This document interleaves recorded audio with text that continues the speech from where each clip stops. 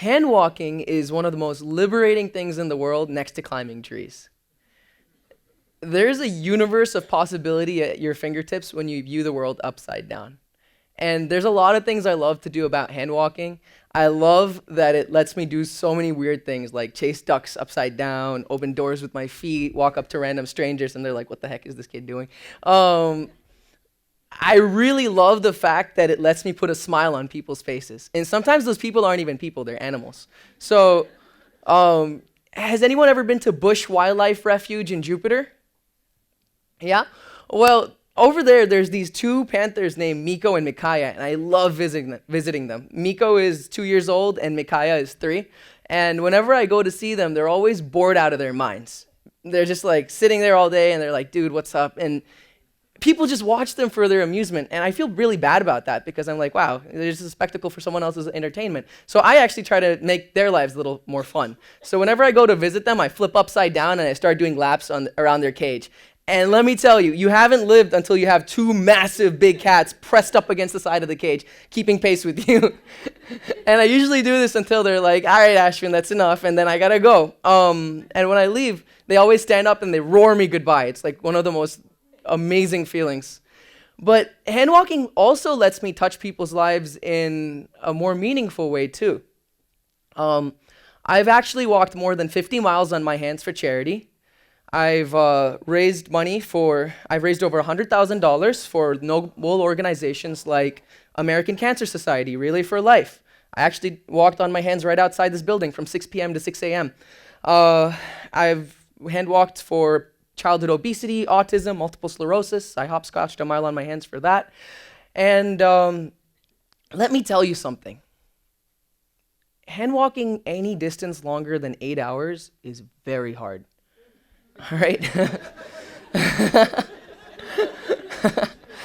I've gotten rhabdomyolysis, which is where your muscles break down, and I have had acute kidney failure twice. I've blacked out on my hands and had moments where I didn't know where I was when I woke up, but I was still upside down and I kept going. I've I've cried on the ground like a little baby because you are allowed to collapse. You're just not allowed to walk on your feet. I've cried on the ground like a little baby countless times to the amusement of my friends. So crying, blacking out, and kidney failuring aside, this sounds like alcoholism, but uh, yeah, I have learned some really cool survival strategies along the way because I've been upside down for so long. And I call these strategies mental fuel sources. These are sources of energy that you can derive strength from when you're faced with an insurmountable task, where you're up against something that you're like, oh my God, there's no way I'm gonna do it. So here's what you need to understand. Just like any fuel source in real life, everything that you draw strength from is finite. They have their relative strengths and weaknesses, and they will run out. So I'm going to talk to you about some of my favorite mental fuel sources and what to do when they run out and how to switch over to the next one. Okay? So the first one I'm going to talk about, you probably already know and apply to your own life, and that's discipline. Mental discipline is the easiest fuel source to work with because it's quantifiable. Work in equals work out. If you hand walk 2 miles on your hands every single day, guess what? You're going to be able to do that no matter what. And I'll give you an example. Remember when I hopscotched a mile on my hands for multiple sclerosis? That was actually at Clive Daniels Furniture Store in Boca Raton a couple months ago. Come game day, I actually had a fever of 102 degrees. So I was super under the weather. My body was like, Ashwin, you can't do this. But my mind was like, hey, your mental limits are up here. You're down here. You do 2 miles every single day. You've done your road work. You've put in your work. Let's bring it up. So I was able to do it with relatively no problems, no issues. But there's a catch-22, and here's what it is. When you're under your limits, your mental limits can pull you up to them. However, when you're trying to break into uncharted territory, those same mental limits which were helping you out become an anchor that drag you down. So I've actually broken the Guinness World Record for hand walking twice. First time, I did 5 kilometers in 8 hours at Clive Daniels Furniture Store to raise money for the Unicorn Foundation, Rotary Club, Eat Better, Live Better, and several other organizations. And the second time, I did a 6-kilometer walk for autism. So let me talk about my experiences with the first time I broke the world record. 2 miles in, to my 3 mile hand walk because I had to do 3 miles, uh, I ran into this guardian that was designed, I guess, to protect us from injuring ourselves. It was what is eventually, you're going to hear about, the thing that killed every single one of my fuel sources. It shut me down completely. It started off like this. My introduction to it was very, very soft. It was just a sense of boredom. Who gets bored when they're trying to break a world record?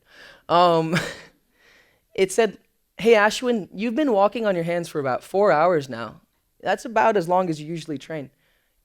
Aren't you a little bored? Your friends have been here this whole time watching you walk back and forth across a 10-meter hallway for the last 4 hours. They can't be very excited either. Why don't we just get out of here and forget about this thing?" Now, I thought to myself, that's crazy. Why am I thinking that? So I said, shut up. And I kept going. Now, I went for another half mile, but here's where things get dicey. And this is where mental discipline got killed. The voice came back harsher this time with a list of complaints for me that I couldn't answer. "Hey, you were flipping tires last week. Your left wrist is sprained and you thought you healed it, but it hasn't. The injury just came back. Hey, your palms are starting to blister. You're going to be bleeding into your gloves in the next 4 minutes and you're going to slip. What are you going to do about that? Hey, your low back is starting to hurt and we're getting pins and needles going down our legs. That's a medical emergency. What are you doing? And by the way, we just went to take a pee break and your urine was brown. How long until we get kidney failure this time, Ashwin?" And I'm like, yo, I don't know. So this mental fuel source, this mental guardian was pretty aggressive. So I needed something more abstract to push me further. And that thing was motivation. Motivation can be derived from any mental fuel source. And let me tell you something. I really love and hate this fuel source. I love it because you can be performing up to here reliably and motivation can take you and just throw you to the ceiling. However, at the same time, I hate it because you never know when that upward flight is just like, yeah, I'm motivated, I can do this. Whoa, where'd it go? It just disappears on you and you're like, you fall back down. So you never know when motivation comes and fills you up with inspiration. When it does, it'll just lift you to great heights, but when it cuts out on you. Now, there are two great fuel sources that I use when it comes to motivation, and that's music and my friends. I think that everybody should have a personalized playlist of what vibes with you the most. And it doesn't have to be multiple playlists. I think it's just one, and that playlist is the story of your life. It's every song, whether you're feeling fast-paced and powerful, slow and sanguine. It has to have every single part of you, then you bring it in. And I actually tried to construct the playlist the night before the world record, staying up till 2 a.m. I should have probably been sleeping.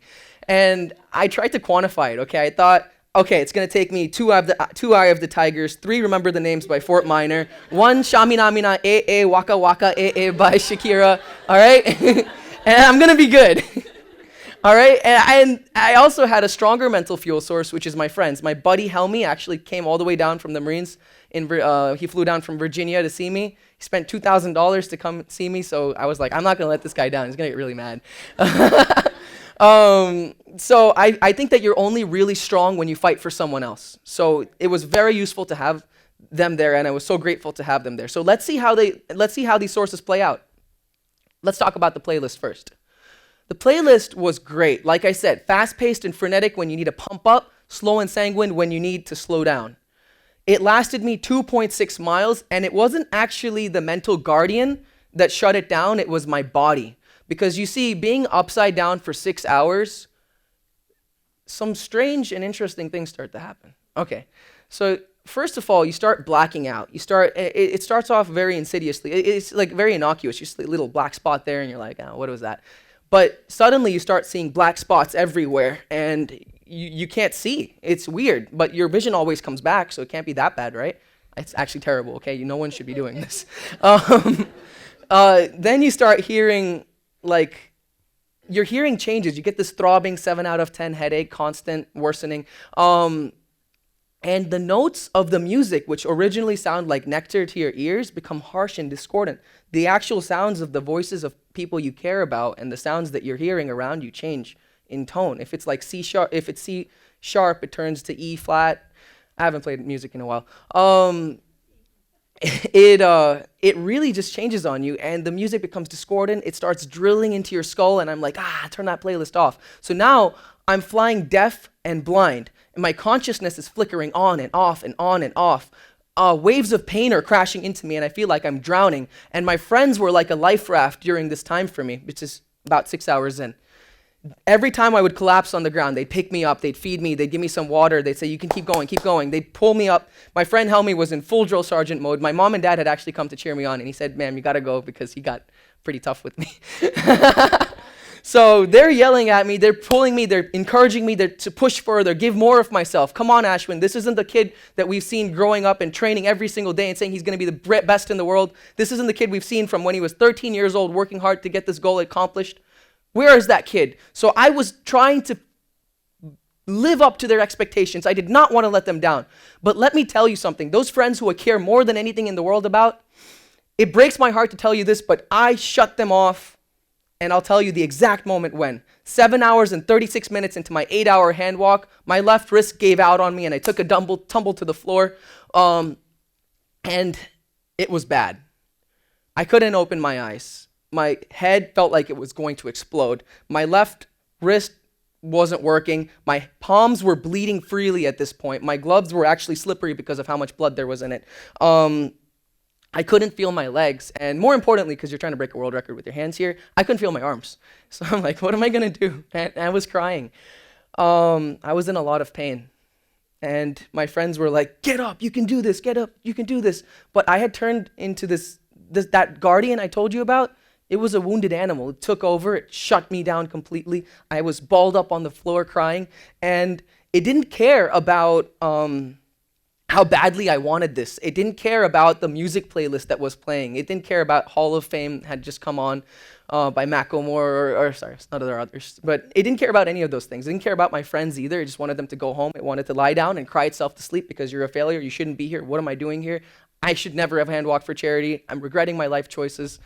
So that's where my mental state was. And at that moment, one of my best friends, Heather Clickfield from Nova, my classmate, she crouched down next to me.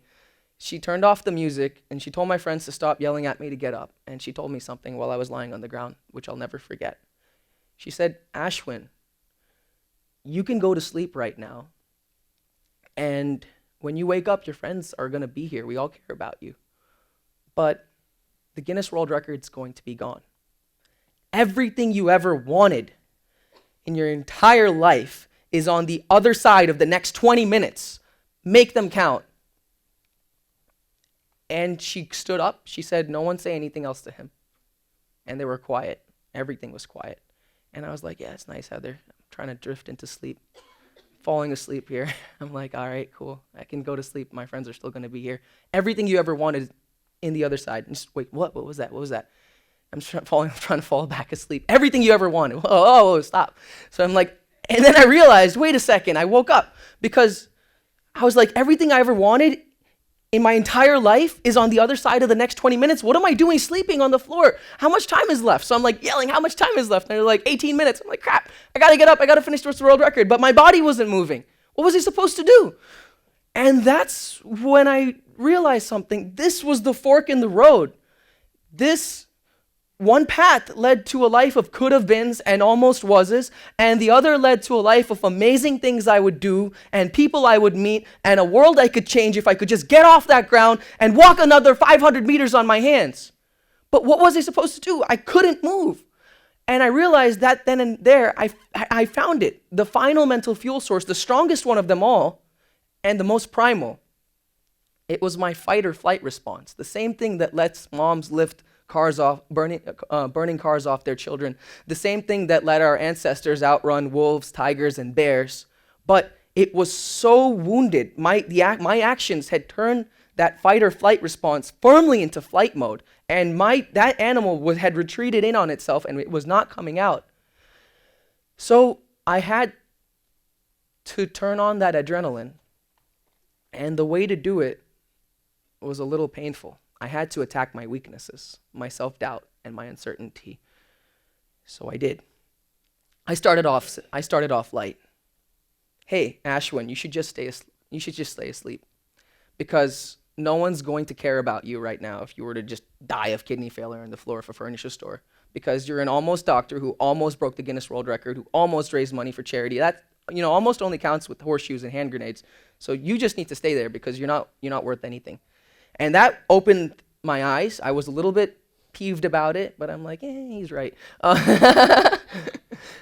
But I pushed a little further now, and I dug into my childhood. I said, hey, Ashwin, when you were 13 in college and people told you you had no right to be there, when you were that strange kid, that social outcast, that misfit who would run around barefoot everywhere, trust me, I still do, and climb coconut trees, and people said, that kid is weird. When you made it to medical school when you were 18 and people said, you have no right to be here, you are way too immature, they were right. And you know what? The one thing that set you apart from everyone else, the fact that you can walk on your hands, you're not even the best in the world at that. You're good for nothing. You're useless. And that woke me up. I was angry. I was genuinely angry at those words. And I was like, I want to move. But I still couldn't move yet. I needed a final push. So I attacked the last part of me, the straw that broke the camel's back. And here's the words I said to myself. I said, you never put in the work, so you don't have the right for that record. You don't have the right to stand on this stage. You don't have the right to shoot for your goals because you never woke up at 6 a.m. in the morning and hand walked from Rolling Hills, which is the dorms way over there, all the way to HPD, which is my medical school, which is a mile away, all the way to the gym, which is the Alvin Sherman gym, right where we're standing, all the way back to HPD every single morning. You never went to the track and field every single day. You never hand walked until you passed out. You never hand walked until you were bleeding. You never invented a pair of gloves, 3D printed by yourself so that way you could hand walk. You never did any of those things. You have no right to be there. You never put in this work. You don't deserve it. And that really did break the camel's back. My eyes shot open. I was on my hands in a heartbeat, blasting through that final 500-meter barrier like it was made of tissue paper. I did another 300 meters before the time ran out, and I seized the Guinness World Record in an iron fist because that day had broken my motivation. It had broken all of my mental fuel sources. It had even broken my faith in my friends. But one thing it did not break was my pride. So, here's what I would like everyone to take from this talk. There will come times in your life when you're faced with challenges. And it's very important to understand that you need to have more than one source of inspiration or motivation to derive your energy from, because each and every single one of them will burn out. That's why it's called burnout. And when one fails, just switch over to the next one. When that one fails, switch over to the next one. But you are going to fall flat on your face, because if that challenge is truly insurmountable, trust me, the human spirit will break. Mine has broken before, multiple times. The human spirit will break and you will just lie there on the ground, but you only lose if you stay there. You have to remember who you are. You have to remember what you've done. You have to remember that you earned the right to be there. And the person that you're honoring, it's not necessarily at that point, it's not about raising money for charity. It's not about living up to your friends' expectations, and it's not about all the work you did. It's about honoring that person who set out to achieve that dream one day. It's about honoring Ashwin, who was 13 and wanted to shoot all the way up there and stuck to his dreams that entire time. It's about honoring that person of yourself who you were before you started this journey and stuck to it throughout. That's the person you want to have to help out in the end. So stand up, stand tall, remember who you are, and keep going. So I'm going to do a lot of charities between now and next year, but this is my ultimate goal. In April 2019, I'm going to hand walk 26.2 miles, the route of the Boston Marathon, on my hands. I want to raise $700 million for veteran amputees. I want to show the world that even if you blow off our legs, we will finish on our hands. And I imagine that when I make it 18 miles in and I see the incline of Heartbreak Hill, that my body is going to break and I'm going to lie down on the floor crying. I'm probably going to have kidney failure. My friends are going to be telling me to get up and I'm like, I just want to go home. And I imagine at that moment in time that this same raw primal force that lies inside me and inside all of you is going to wake me up, remind me who I am and that I have the right to be there, and I will finish that record and help those people. My name is Ashwin Kalyandurg. I'm the greatest hand walker alive, and I'm the author of my life story. Are you ready to write yours? Thank you.